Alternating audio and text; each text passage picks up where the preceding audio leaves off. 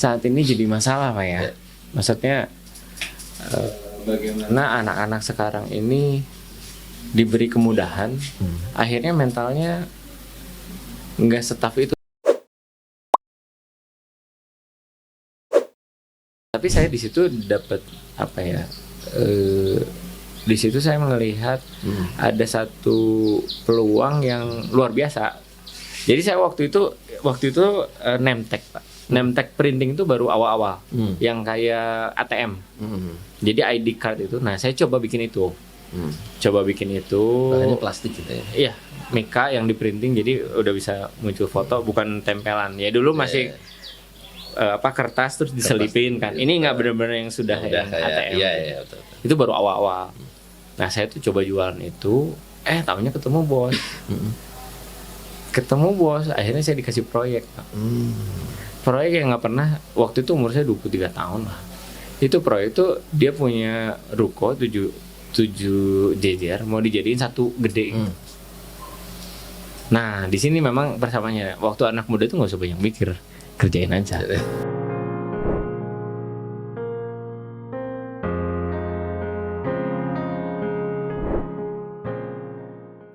Saya kan nggak punya background pembangunan, nggak punya, cuma ada teman, ayo ada desainer arsitek apa macam ya, sini panggil, jadi yuk kita berangkat. Intinya sih bukan rugi tapi plus lah, pulang ke Bandung gitu. Tapi itu project pertama yang saya handle tuh nilainya sekitar 2M lah, gitu. Nah saya jadi ini tuh patokan, bisa nih saya, ternyata bisa nih gini. Cuman yang kurang apa? Skill buat mengelolanya. Jadi saya pikir, saya memang harus kuliah. Terus yang kedua, saya harus kerja. Karena saya merasa ketika belum pernah bekerja, saya ini liar. Belum pernah bekerja, terus jadi seorang pimpinan, liar. Keputusan saya liar. Nggak ada struktur yang benar, pattern yang benar, liar. Gitu. Jadi saya pikir ya udah saya kerja. Jadi 2009 itu baru saya kerja. Saya kerja ke perusahaan multimedia gitu kan. Saya rencana kerja cuma 2 tahun aja, udah 2 tahun saya mau bisnis lagi gitu ya. Waktu itu mikirnya gitu. Tapi bablas. Jadi 8 tahun saya kerja di tempat itu. Dan kuliah dan apa segala macam. Nah, ketika itu sekitar 2017-an deh, baru saya keluar. Coba beberapa bisnis lele, coba bangkrut semua. Akhirnya balik lagi ke desain. Nah, pertanyaan yang Bapak tadi itu muncul, Pak. Saya nih spesialisasinya apa? Nah, di situ. Saya pernah ngelola project IT, project ini, project desain, project marketing, selling, apa ya yang ada 3 hal itu. Terus saya tuh seneng orangnya nggak bisa diem di tempat, harus pengennya jalan sana, jalan sini. Apa yang bisa itu? Baru saya nemu, waktu itu ketemu satu kata digital marketing. Jadi digital marketing ini kombinasi dari marketing, di dalamnya ada art, dan di situ ada IT sebagai basic platformnya. Ya udah, sekarang jadi apa yang terjadi sekarang? Ya udah saya jadi digital marketer. Kebetulan booming lah gitu di tahun-tahun 2018, 2019, wah itu booming banget. Kena COVID bukannya ambruk, naik lagi gitu kan, timingnya pas aja gitu digital marketing.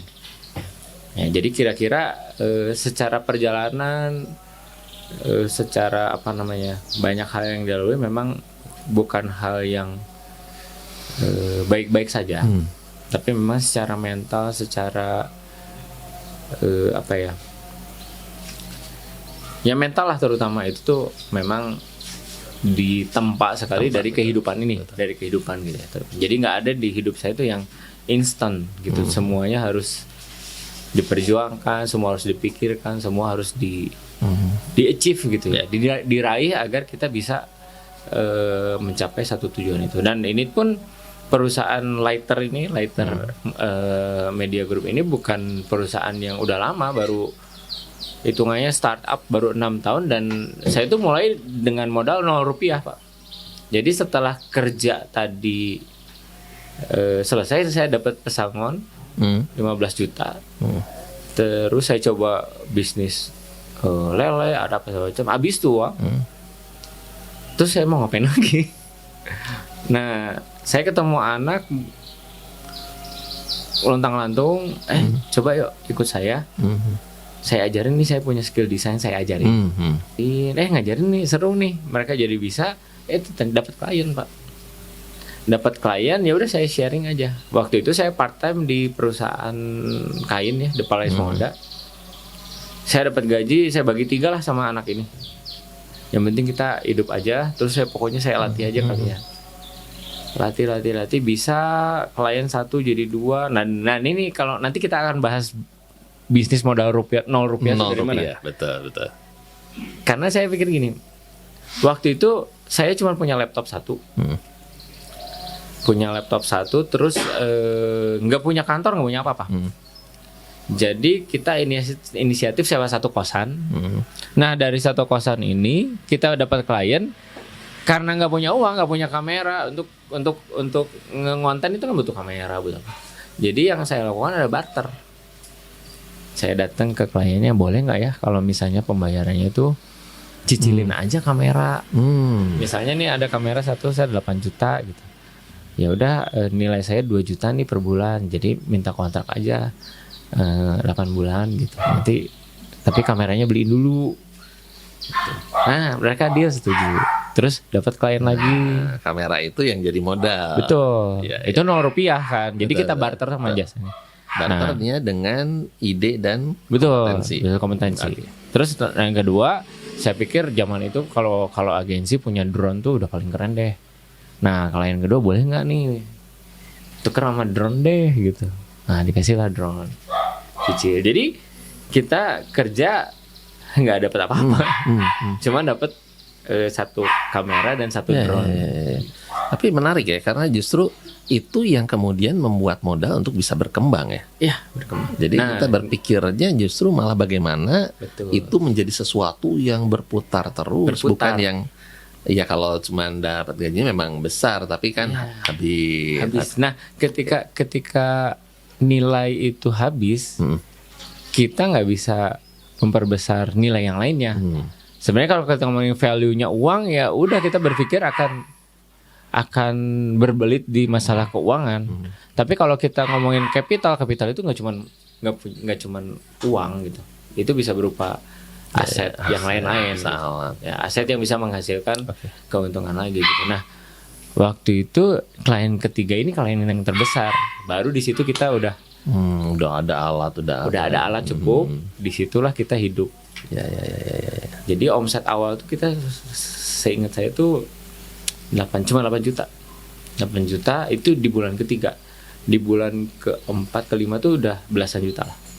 Nah, sampai sekarang terus bertumbuh gitu. Jadi inilah yang saya bilang, apakah bisa membuat bisnis tanpa modal? Bisa. Sebenarnya yang jadi masalah bukan bisa atau enggaknya.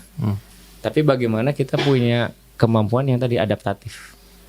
Kalau ini bisa sih saya jadiin uang, tapi gimana ya gitu. Berarti sebetulnya sih bukan cuma masalah kemampuan beradaptasinya, tapi pola pikir ya kalau saya lihat ya. Jadi mindset kita dalam melihat sesuatu. Ya, melihat sesuatu tuh seperti kalau dari kasus saya, bagaimana, apakah mau mengeluh atau mau terus berjalan, ya bagaimana daripada Denis tadi berpikir apakah untuk dinikmati hari ini atau justru untuk nanti. Jadi mudah menunda kenikmatan saat untuk mendapatkan sesuatu yang lebih besar. Jadi di tahun ke-6 ya saya nggak bilang bisa beli mobil, tapi nyicil mobil bisa. Dapat rumah. Tadinya tuh kita tuh bisa sebagai gambaran ya, kosan yang saya tadi bilang itu Pak. Dari jalan besar tadinya 2 mobil, masuk ke jalan yang 2 motor. Dari 2 motor masuk ke jalan yang cuma bisa dilalui 2 orang. Nah, untuk ke kosan kita tuh masuk ke jalan lagi yang dilalui cuma bisa 1 orang. Sudah mau dekat baru di jalan cuma bisa masuk setengah badan. Jadi kebayang ini kosan ini kalau kita jalan lurus nggak bisa, harus miring. miring baru nanti ada tangga baru bisa masuk ke kosan. Dan kosan itu ibaratnya kalau siang tuh meja. Jadi saya beli meja murah lah, cari yang murah-murah yang knockdown. Jadi kalau siang meja kerja, begitu malam lipat jadi kasur. Yang jadi masalah tuh itu baunya, bau keringat, bau apa semua di situ. Tapi ya itu tadi menunda kenikmatan. Ya. Hari ini kalau misalnya kita ada di sini, tadi bilang suasananya enak. Awalnya nggak gitu. Awalnya benar-benar. Betul. Ini sampai alat juga lengkap ya. Iya, alat lengkap. Kita bisa shoot pagi ini ya cukup nyaman dengan ya berbagai peralatan yang memang bukan instan. Ya, dan bukan cuman ala kadarnya ya, peralatannya juga saya. Bukan instan. Jadi saya pikir ya untuk sesi ini ya. Saya bikin semuanya bisa nangkap sesuatu. Maksudnya kita cuman perkenalan sebenarnya. Tapi ini bukan cuma perkenalan, tapi kita lagi sharing bagaimana detik ini kita dibentuk. Betul. Gitu. Bagaimana detik ini kita dibentuk. Hari ini ketika ini upload nanti disebarluaskan, kita berdua duduk di sini itu bukan instan ada di posisi ini. Ya. Tapi ada perjalanan yang saya nggak bilang luar biasa sih, cuman maksudnya kita berjalan nggak biasa aja. Karena pasti saya merasanya yang luar biasa banyak lah, yang lebih hebat banyak gitu. Ya intinya sebenarnya bahwa yang bisa menghentikan kita cuma diri kita sendiri. Betul. Ya. Jadi apapun keadaannya, kita dengar ceritanya tadi baik dari pengalaman saya atau Pak Dennis, kita sama-sama mengalami sesuatu yang kalau bisa jadi dasar alasan untuk mengeluh, untuk berhenti, ya pastilah ada keluhan pada saat pasti itu, pasti di fase-fase tertentu ada kita nyerah sih, terlalu capek. Cuman ya keputusan kita sekali lagi. Ya keputusan kita. Artinya dialami tidak kita orang-orang istimewa yang tidak pernah mengeluh, tidak pernah ada keinginan menyerah. Semua pasti mengalami hal yang sama. Betul. Hanya bagaimana keputusan kita itu yang terpenting. Ya. Apakah kita membiarkan keadaan menghentikan kita, atau kita terus nge-push diri kita bagaimana menghadapi keadaan ini.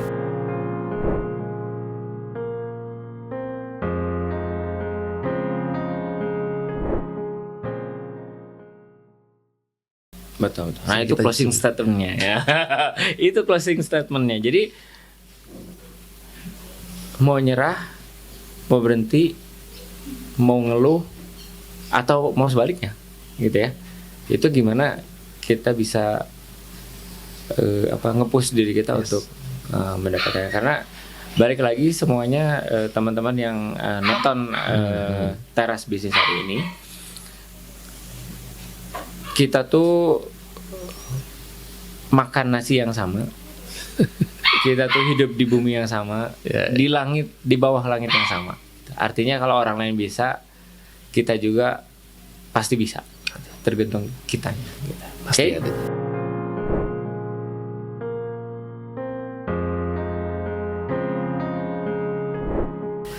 Gitu dulu Pak buat perkenalan introduction. Siap. Ini 2 sesi ini mah nggak bisa satu kepanjangan. Jadi atur lah ya. Jadi ini nanti mungkin kalau teman-teman lihat yang sesi pertama, ya ini ada sesi keduanya, ada part 2-nya. Jadi bisa dilihat, ditonton di channelnya Teras Bisnis. Dan kita juga ada mungkin kedepannya kalau ini berkembang mungkin ada seminar-seminar Pak ya. Iya, karena memang ada sempat kepikiran ya. Artinya kadang-kadang kita kan berbicara seperti ini kan kita share nih. Oke. Ya, kita cerita dengan case mungkin nanti ada. Teman-teman kalau ada pertanyaan juga boleh ya. Boleh kirim ke kita di komen di bawah aja. Komen ya. Nah, nanti kita bisa bahas juga hal-hal seperti itu. Mungkin kita datangkan juga nanti bintang tamu. Betul, ada bintang tamu untuk bisa ya praktisi, untuk bisa jadi sampel atau benchmarking buat teman-teman. Tapi kan kadang-kadang juga ada yang pengen, ini dasarnya apa nih? Betul. Langkah-langkah stepnya gitu ya. Ya nggak mungkin kita bahas panjang di sini. Podcast. Betul. Jadi mungkin nanti akan ada bentuk seminar yang bisa kita lakukan tentunya. Dan kalau lebih lagi pengen belajar, ada kelasnya. Oh, betul. Ada kelasnya apa tadi Pak? Kuantum itu ya? Betul. Ya, ada kelas lagi. Ada kelas yang lebih detail Kalau seminar itu mungkin ya kalau misalnya ini umum banget dia agak lebih spesifik, Iya, tapi kalau agak kelas itu udah jelas. Dan kalau kelas udah jelas certified-nya, sertifikasinya dapet. Yes. Karena Pak Helmi ini sudah bisa memberi sertifikat ya, sudah Ya, sudah punya ada beberapa hal yang sudah bisa bisa mengeluarkan sertifikat yang trusted gitu ya. Seperti itu. Jadi jangan lupa tonton terus Teras Bisnis, subscribe biar saya kadang-kadang salah ngomong. Update terus ya. Update terus podcast terbaru kita. Terus jangan lupa juga nanti pantengin IG kita masing-masing. Siapa tahu kita ada seminar gratis atau mungkin kelas-kelas yang terbaru yang akan kita share. Teman-teman. Nah, nanti kalau teman-teman pengen tahu lebih dalam, bisa nanti mampir-mampir lah ke Instagramnya Pak Helmi, Instagramnya Lighter gitu ya. Karena kita punya program bersama yang akan dipublish gitu ya, gitu Pak. Dan ditunggu ya pertanyaan-pertanyaan dan topik yang diusulkan ya. Boleh, silakan. Oke, sampai di sini dulu introduction. Yes. 2 part. Makasih Pak Helmi. Oke, thank you banget. Sama-sama. Ya, terima kasih. Semangat terus. Pasti ada jalan buat yang berusaha.